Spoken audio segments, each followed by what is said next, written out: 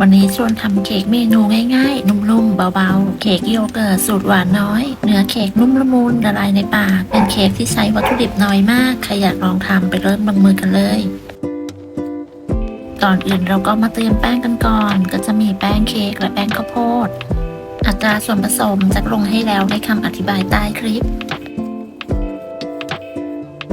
เตรียมแป้งเสร็จแล้วเราก็มาเตรียมไข่ สูตรนี้จะใส่เป็นไข่ไก่เบอร์ 2 จำนวน 4 ฟอง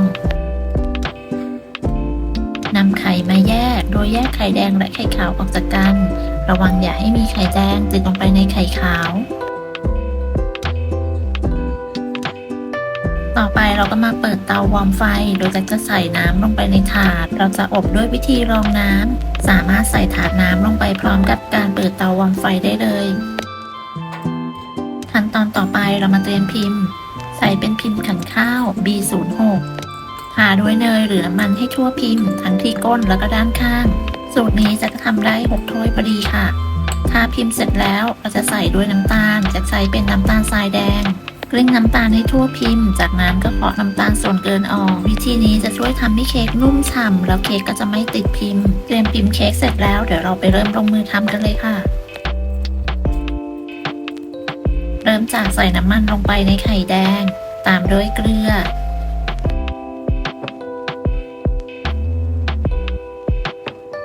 ใช้ตะกร้อมือคนส่วนผสมให้เข้ากันจนไข่แดงไม่เป็นริ่ม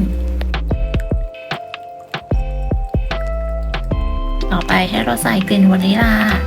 ใส่กลิ่นวานิลาลงไปประมาณ1ช้อนชาจากนั้นก็ใช้ตะกร้อมือคนส่วนผสมให้เข้ากันอีกครั้งขั้นตอนต่อไปเราจะใส่โยเกิร์ตจะใส่โยเกิร์ต2ถ้วยละประมาณ125กรัมใส่โยเกิร์ตลงไปทั้ง2ถ้วยจนหมดเสร็จแล้วก็ใช้ตะกร้อมือคนส่วนผสมให้เข้ากันคนจนส่วนผสมเข้ากันดีจนเนียนใช้โยเกิร์ตแบบไหนก็ได้ตามชอบเลยค่ะ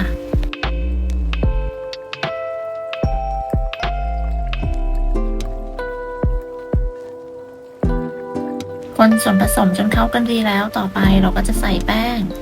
ร่อนแป้งเค้กและแป้งข้าวโพดลงไป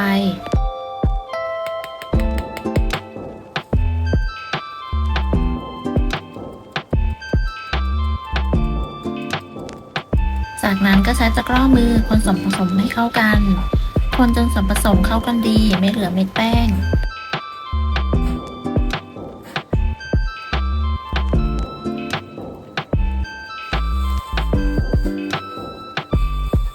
เมื่อส่วนผสมเข้ากันดีแล้วเราก็จะพักส่วนผสมนี้ไว้ก่อนต่อไปเราก็มาตีไข่ขาว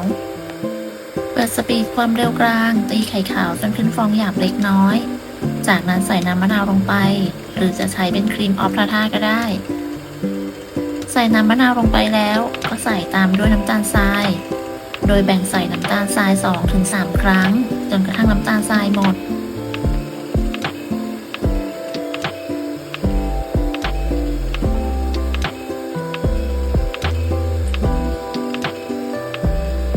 เมื่อใส่น้ำตาลทรายจนหมดเราก็ตีไข่ขาวต่อจนกระทั่งไข่ขาวมีลักษณะเป็นสีขาวนวลเป็นริบบอนตั้งยอดปานกลางปลายงองุ้มเสร็จแล้วจักก็จะตีต่อด้วยความเร็วต่ำอีกประมาณ30วินาที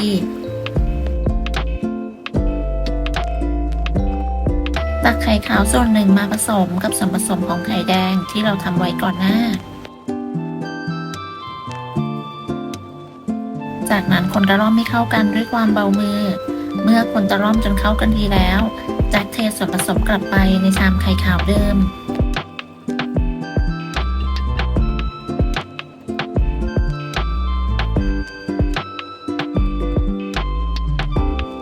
คนตะล่อมส่วนผสมให้เข้ากันอีกครั้งด้วยความเบามือจนกระทั่งส่วนผสมเข้ากันดี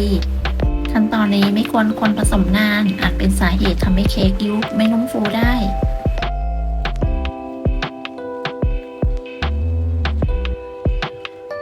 หลังจากคนตะล่อมส่วนผสมเข้ากันดีแล้วจะนำไปเทใส่ถ้วยตวงเพื่อสะดวกในการตักใส่ถ้วยจากนั้นก็นำส่วนผสมไปตักใส่ถ้วยแต่ละถ้วยในอัตราปริมาณ3/4เราทำออกมาได้6ถ้วยเหลือเศษนิดหน่อย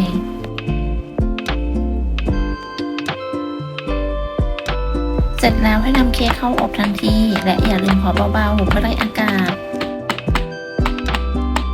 เปิดเตาแล้วก็นำเค้กไปวางในถาดน้ำร้อนที่เรารองไว้ เริ่มอบที่อุณหภูมิ 220 องศา ไฟบนล่างไม่เปิดพัดลม ใช้เวลา 15 นาที จากนั้นจะปรับไฟลดลงมาเหลือ 140 องศา อบต่ออีกประมาณ 45 นาที เสร็จแล้วยกถาดน้ำออก อบต่อเพื่อไม่ให้ก้นเค้กแฉะอีก 10 นาที ทั้งนี้ขึ้นอยู่กับเตาของแต่ละบ้านด้วย หลังจากเค้กสุกจะพักไว้ให้เย็นแล้วก็นำเค้กออกจากพิมพ์โรยด้วยน้ำตาลไอซิ่งก็จะเพิ่มความสวยงามแล้วก็ดูน่าทานยิ่งขึ้น เนื้อเค้กที่ได้จะมีความนุ่มแล้วก็หอมโยเกิร์ต เป็นเค้กที่ทำง่ายแล้วก็ใช้วัตถุดิบน้อย รสชาติไม่หวานมาก ถ้าใครชอบเค้กแบบนี้ลองทำดูนะคะ หากใครชอบคลิปนี้อย่าลืมกดไลค์กดแชร์กดติดตามเพื่อเป็นกำลังใจให้กันด้วยนะคะสำหรับคลิปนี้จะต้องลาไปก่อนพบกันใหม่ในคลิปหน้าสวัสดีค่ะ